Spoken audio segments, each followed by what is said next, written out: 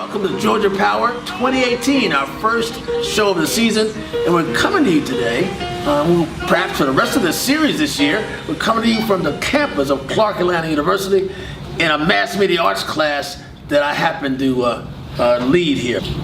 My guest, of course, is the man, the brains behind Georgia Power and the NobleSol art group, and the gentleman whose imagination and creativity has launched this effort.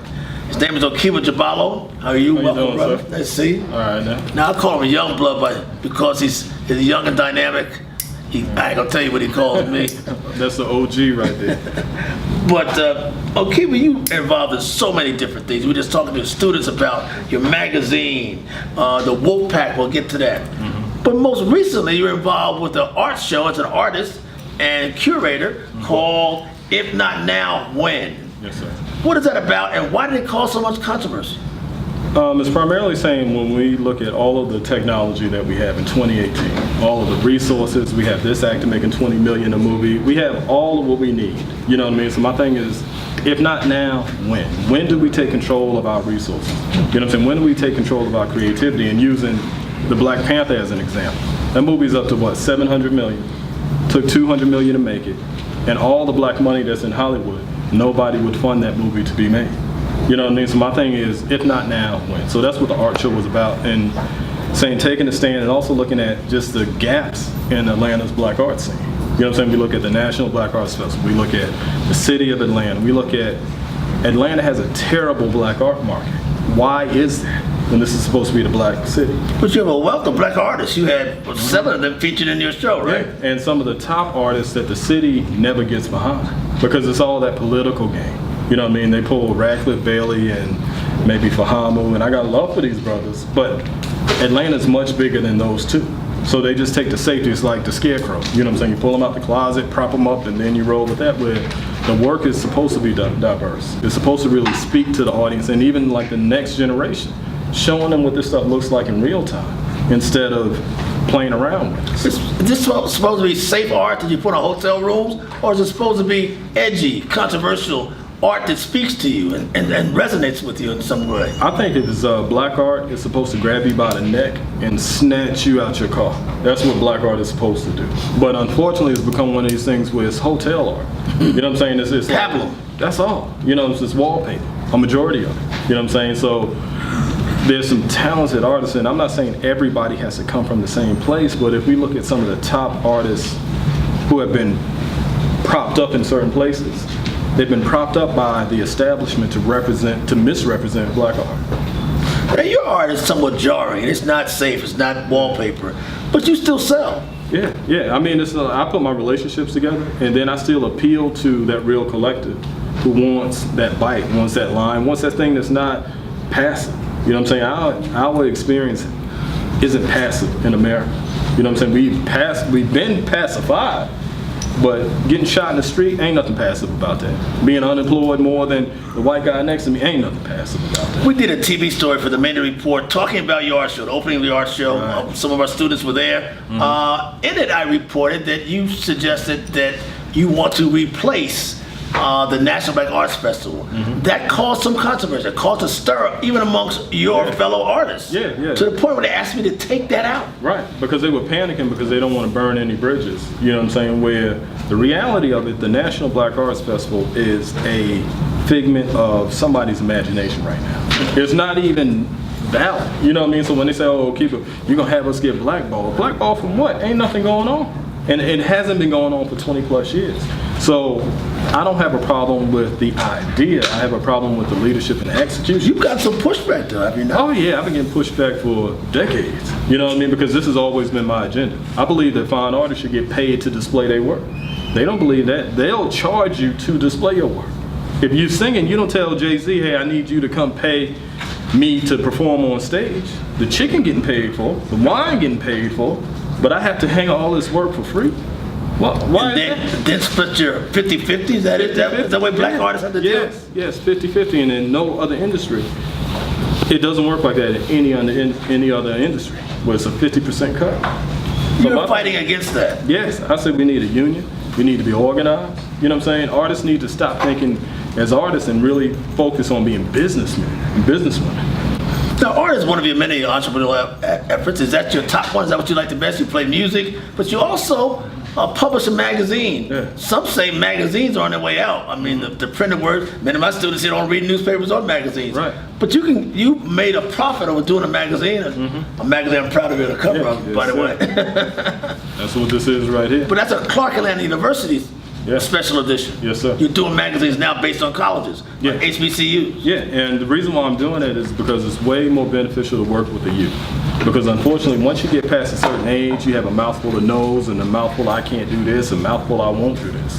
So my thing is, okay, if I take entrepreneurship back onto these college campuses, HBCU college campuses, then I can start teaching our students in real time how to get this money, because they're gonna need it once they get up out of these schools. But they tell me, Time, for example, says, man, we don't read newspaper, we don't read print stuff, but you've gotten a way, you found a way around. It's digital and print. Yeah, it's digital, and the reason why I stick with print is because I'll always need to be able to come in here and put this in your lap. Because what the young folks don't realize is that y'all may not do the hard copies, but guess who's cutting the checks? If we need to go get a check at Clark Atlanta, who's gonna cut a check? Somebody your age or somebody older than you?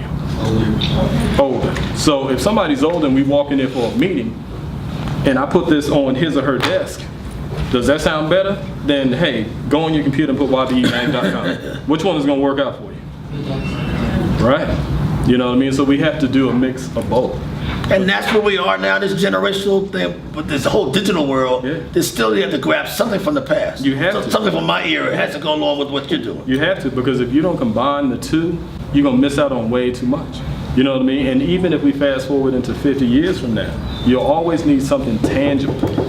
You know what I'm saying? Something you can put your hands on. Because if you don't, you may not go on the computer to see this and a third, but you may hold the purse strings. Right. So I like to meet you where you are. What do you tell students? And where are they? This is the next generation of multimedia Okeebas. Right. But where are they? Are they on the cusp of something new? Are the job opportunities faint and fleeting? What do they have to do to become you, or become what maybe I was? I mean, is the future bright for them, or somewhat fuzzy? I think it's both. And the reason why I say it's both is because if they leave these schools thinking it's something waiting for them, it's going to be real, real fuzzy. But if you use your opportunity right here and right now, you know what I'm saying, like set up projects, set up magazines, set up a blog, set up something that you can monetize right here, right now. If you do that right now, now you have a piece where you're appealing to me as an employer or a partner. But if you're stepping out of here saying, hey, I just have a degree, that's not enough. Because you know how many unemployed black folks walking around with master's degrees, PhDs, undergrad, you know what I'm saying? It's just like, man, the line. And they have to compete with those folks and their white counterparts at PWIs, right? I mean, there's a whole bunch of competition out here. Right, there's a tremendous amount. You know what I mean? And I'll give you an example. We have a meeting today with the alumni president for the Mass Comm department, where they're doing a portfolio, well, not even a portfolio piece, a career fair, right? Career fair. And I reached out to them to let them know, like, look, we need to adjust some things, because if I'm coming in here, I'm not coming in here to set up to tell y'all to come work for me. If I want to walk in the door, I want to see everybody's pieces. So I would rather go to a portfolio review, so I can get to know you, see your work, and that's how it works in the real school. So I came out of that program, you know what I'm saying, the Art Institute of Atlanta, University of Louisville. So I've done this in these other tiers. You know what I'm saying? So you go to Parsons, you go to Pratt, you go to these top dollar art schools. That's what's going on. You got to show your stuff. You got to show your stuff for the employer to be interested in you. It's not the other way around. Because why would I be interested in a student having to sell myself to the student? That's just not how this industry works. We want to see, what have you done? And unfortunately, in a lot of our programs, there's not enough work being generated. And you're trying to turn the corner on that too. What have you done?